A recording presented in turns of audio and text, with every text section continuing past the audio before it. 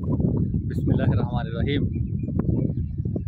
कभी कभी मेरे दिल में ख्याल आता है कि जैसे तुझको बनाया गया है मेरे लिए। ये साहिर लुधियानवी का मारूफ गीत है, इस पर फिल्म भी बनी है। दिल में जो ख्यालात आते हैं वो चाहे मोहब्बत के हवाले से हों, नफ़रत के हवाले से हों, ऐसा अमूमन हसास लोगों के लिए होता है। मोहब्बत और नफ़रत ये हसास लोगों को तोहफ़ा मिलता है। बेहिस लोगों के लिए मोहब्बत और नफ़रत दोनों बेमानी चीज़ें होती हैं। साहिर लुधियानवी ने तो खैर मोहब्बत की बात की, लेकिन हमारे माशरे में जो हमारा कानून है, जो हमारा आइन है और जो हमारे हुक्मरान हैं, तबका है एक अशराफिया का, वो अवामुन्नास के बारे में इतना बेहिस है कि वो आइन को, कानून को अपनी मर्ज़ी के मुताबिक चलाना चाहता है। जो शिक़ें उनके लिए फ़ायदेमंद होती हैं उन पर अमल करवाता है, ताकत उसके पास होती है, और जो शिक़ें उनके कारोबार को मुतासर करती हैं, उनके मफादात को मुतासर करती हैं, उनको वो नज़रअंदाज करता है। बेहिसी से लोग जो मर्ज़ी कहते रहे, उन्होंने इसके बारे में बिल्कुल बेहिसी का रवैया अख्तियार कर जाना है। हम बार बार ये बातें कहते हैं, ख़ुसूसन 9/11 के बाद जो हमारे निज़ाम तालीम पर हज़ारों NGOज़ आईं और उन्होंने कब्ज़ा किया। हमारा अशराफिया का तबका, हुक्मरान तबका, ताकतवर इदारे उनके साथ थे और आज तक उनको मुल्क से कोई खदेड़ नहीं सका।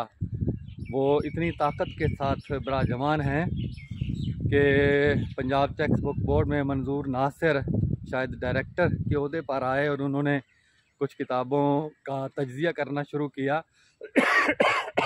कि जो मवाद उनके अंदर लिखा उनका तज्ज़िया शुरू किया, तो जो ताकतवर हलकों की तरफ से रातों रात उसका तबादला कर दिया गया। यानी वो इस पर बात भी नहीं करने देना चाहते किसी को। और इसी तरह हम बात करते रहते हैं कि जो उर्दू मीडियम है, अभी निसाब जो आया है ये 5वीं जमात तक का इंग्लिश मीडियम, साइंस, रियाजी और भारी भरकम अंग्रेज़ी की किताब जो 8वीं तक का आया है, 4 किताबें अंग्रेज़ी की, तारीख़, जोग्राफिया, रियाजी, साइंस, फिर भारी भरकम अंग्रेज़ी की किताब, उसके साथ ना उस्ताद पढ़ा सकें ना बच्चे पढ़ सकें। खामोशी से लोगों में ये फैलाया कि उर्दू मीडियम निसाब आ रहा है, लेकिन खामोशी से इंग्लिश मीडियम किताब और उर्दू मीडियम किताबों की इशाअत पर भी पाबंदी लगा दी गई है। तो ये कौन लोग कर रहे हैं? हालांकि आइन को उर्दू को नाफिज करने का हुक्म देता है, उसके मुताबिक फ़ैसला भी आया सुप्रीम कोर्ट का, हाई कोर्ट का, लेकिन एक तबका है कि जो हुकूक, जो 99% लोगों के हुकूक गस्ब कर रहा है और उस पर फिर इस अंदाज से हुकूक गस्ब कर रहा है कि किसी शख्स को मारना हो, एक तो है कि उसको गोली मार दी जाए, लेकिन किसी शख्स को बांध के मारा जाए। हमारी नस्ल को बांध के मारा जा रहा है, यानी कोई रास्ता उसके लिए नहीं छोड़ा जा रहा। जो बाज़ार में दस्तयाब थी पहले किताबें, मुफ्त किताबें देते थे, लेकिन तालिब इल्म अपनी मर्ज़ी से अपनी आसानी और सहूलत के लिए जो आइनी हक़ है और तौन करहन उससे पूरा करने के लिए बाज़ार से ख़रीदते थे, और अब तक की जो इंग्लिश मीडियम किताबें हैं वो बाज़ार में रद्दी की नज़र होती रही है। तो अब साम्राज्य ने जो है वो पाबंदी लगा दी है कि तो पढ़ेंगे तो यही पढ़ेंगे जो नहीं पढ़ा जा सकता। तो क्या करे एक आदमी जो हसास है, जो आइन को पढ़ा है, जिसने बार बार सुप्रीम कोर्ट के फ़ैसलों को पढ़ा है, हाई कोर्ट के फ़ैसलों, ज़मीनी हक़ाइक़ उसने 35 साल पढ़ाया है, जो लम्हा ब लम्हा जो तब्दीलियाँ रूनुमा हुई हैं उनसे वो वाकिफ़ है। तो उसके दिल में क्या जज्बात होंगे। वो साहिर लुधियानवी के तो कभी कभी मेरे दिल में ख़्याल आता है।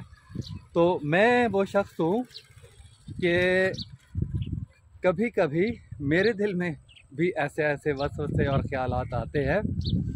मिसाल के तौर पर कभी कभी मेरे दिल में ख़्याल आता है कि ये जो मैं नहर के ऊपर पहुंचा हूं, कि मेरे पास इख्तियार हो कि ये सारे लोग जिन्होंने ये खिलवाड़ किया है हमारे निज़ाम तालीम के साथ, साम्राज्यी ताकतों के साथ मिलकर अपने मफादात को मद्देनज़र रख कर उनको इसके एक नहर के किनारे पे खड़ा किया जाए कतारवार, और सबको गोली मार दी जाए।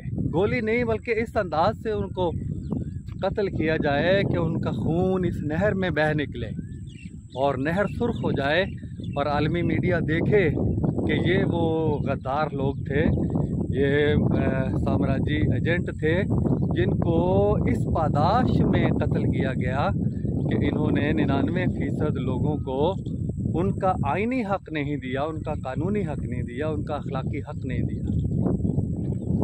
फिर कभी कभी मेरे दिल में ख़्याल आता है कि मेरे पास इख्तियार हो और मैं इन सब लोगों को एक बड़े सारे हवाई जहाज़ में भरूं और बीच समंदर गिरा दूं।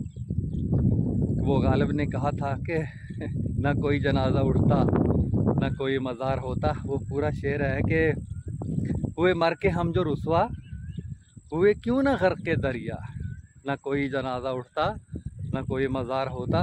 तो वो उनका मछलियाँ खा जाती हैं, उनको मेंढक खा जाते, ये पानी की मखलूक उनको निगल जाती और उनका नामो निशान इस दुनिया से मिट जाता। तो ये भी ख्याल एक हसास आदमी के जहन में आता है। फिर एक ख्याल तस्वर कभी कभी मेरे दिल में ख्याल आता है कि मेरे पास इख्तियार हो कि मैं इन सब लोगों को 9/11 से पहले भी और 9/11 से शुरू हो के ख़ास तौर पे अब तक जो खिलवाड़ कर रहे हैं, जिनके हाथों में इख्तियार है, जिन्होंने हमारे सबसे अहम महकमे का, जिसको दुनिया में समझा जाता है दिया मांचा किया, उन सब को इकट्ठा करूं और ट्रैक्टरों के पीछे बांधूं उनको और गाँव की शहरों की गलियों गलियों में उनको पीछे बांध के घुमाऊं कि उनके जिस्म के चीथड़े जो ज़मीन से रगड़ खा कर आहिस्ता आहिस्ता आहिस्ता आहिस्ता नाबूद हो जाएं, उनका वजूद ख़त्म हो जाए। ये भी। और फिर कभी कभी मेरे दिल में ख़्याल आता है कि मेरे पास कोई 15-20 के करीब एटम बम हो।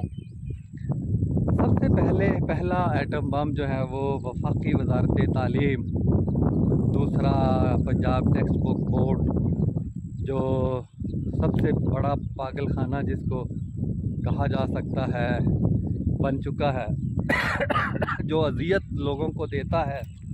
शायद वो हज़ारों लाखों कत्ल करने से अज़ियत ना हो जो आहिस्ता आहिस्ता आहिस्ता आहिस्ता लोगों को वो दे रहा है जाहिल रख कर। और इसी तरह जो महकमे हैं, ख़ुसूसन सारे के सारे तालीम के जो ऊपर लोग बैठे हैं, सब के ऊपर मैं एटम बम फेंक दूँ और उनको दुनिया से ज़र्रा ज़र्रा करके हवा में बिखर जाएं वो लोग और नाबूद हो जाएं, अपना वजूद खो बैठे। तो इस तरह के इंतकामी जज्बात हर शख्स के जहन में आते हैं जो हसास है और जो जानता है कि उसका हक क्या है, उसकी नस्लों का, उसके बच्चों का हक क्या है और कौन लोग हैं जो उसका हक मार रहे हैं, उसको हक नहीं देने देते, तरह तरह के रोड़े अटकाते हैं। तो इस तरह के ख़्यालात जहन में आते हैं। और आपको पता है कि ये जो कहा, ये जंग इमरान खान साहब भी फरमाते हैं कि जो अफ़गान जंग थी ये हमारी जंग नहीं थी, दूसरों की जंग हम लड़ते रहे हैं। वो जंग अपने मंतकी अंजाम को पहुँची, लेकिन जो हमारे साथ जंग शुरू की है उन्होंने, जो 7वीं नस्ल की जंग जिसे कहते हैं, जो ख़ास तौर पे तालीम के महाज पे, मईशत के महाज पे भी, जहाँ से ही मईशत भी ख़राब होती है तालीम ख़राब होने से, तो ये शुरू की थी वो अभी तक उसी तरह जारी है। और हमारे जो साम्राज्य एजेंट हैं वो उसका मोहरा है। तो ये जो जज्बात पैदा होते हैं कि ये एक रुख अख्तियार कर लेते हैं कि बंदा सोचता है कि मेरे पास ये बंदूक आ जाए, मेरे पास हथियार आ जाए तो मैं अपने वो जुल्म का बदला लूँ जो मेरे साथ हो रहा है। तो इसे हमारे साम्राज्य ताकतवर हल्के दहशतगर्दी का नाम देते हैं, और दहशतगर्दी के ख़िलाफ़ जंग तो ये ख़ुद बनाते हैं। दहशतगर्द बहुत सी इंडिया में तो बहुत सारी फिल्में भी बनी हैं कि जो सरकारी पॉलिसियां हैं वो इंसानों को दहशतगर्द बनाती है। दहशतगर्द नहीं बनाती, दहशतगर्द का लफ्ज़ उनके लिए नहीं इस्तेमाल करना चाहिए, बल्कि उनके हुकूक छीन कर उनको मुसल्लह होने पर मजबूर करती है, इंतकामी कार्रवाई पर मजबूर करती है। ऐसी बेशुमार मिसालें हैं कि किसी शख्स को इंसाफ नहीं मिला तो उसने फिर ऐसी कार्रवाई की है कि वो शायद वो बाद में पछताया भी होगा, कई लोग नहीं भी पछताते। तो ये सूरत हाल है हमारे मुल्क की। और मेरी दुआ है अल्लाह ताला से कि जो मेरी कभी कभी मेरे दिल में जो ख्यालात आते हैं, अल्लाह ताला उन पर अमल करने की तौफीक अता फरमाए, इतनी ताकत अता करे। व मा अलैना।